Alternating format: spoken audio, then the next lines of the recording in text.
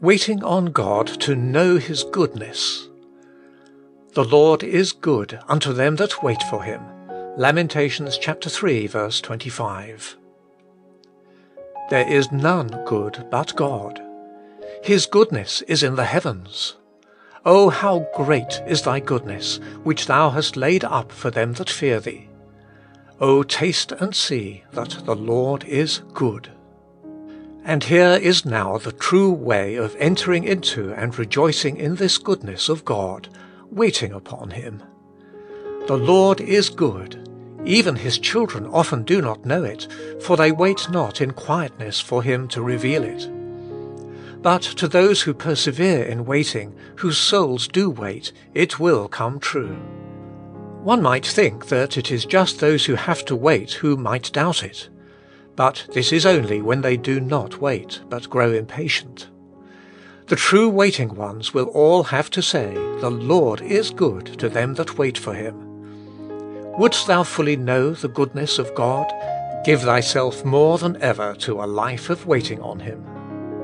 At our first entrance into the school of waiting upon God, the heart is chiefly set upon the blessings which we wait for.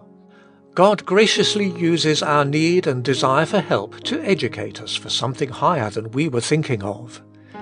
We were seeking gifts. He, the giver, longs to give Himself and to satisfy the soul with His goodness. It is just for this reason that He often withholds the gifts, and that the time of waiting is made so long.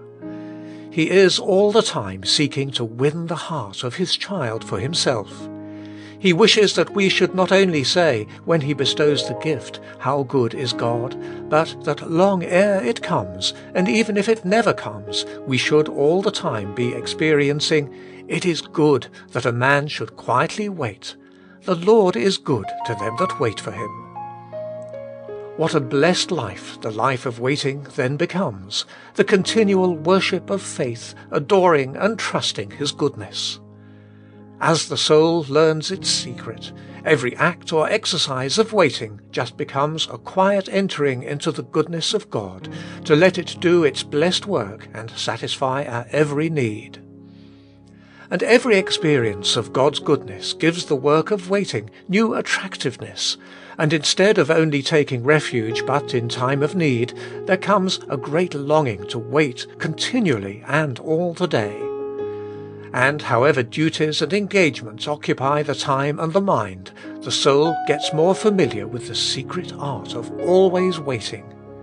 Waiting becomes the habit and disposition, the very second nature and breath of the soul. Dear Christian, do you not begin to see that waiting is not one among a number of Christian virtues to be thought of from time to time, but that it expresses that disposition which lies at the very root of the Christian life? It gives a higher value and a new power to our prayer and worship, to our faith and surrender, because it links us in unalterable dependence to God Himself. And it gives us the unbroken enjoyment of the goodness of God.